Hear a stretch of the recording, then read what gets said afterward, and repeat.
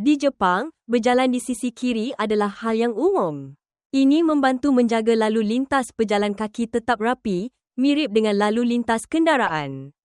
Menariknya, di Osaka, orang justru berjalan di sisi kanan.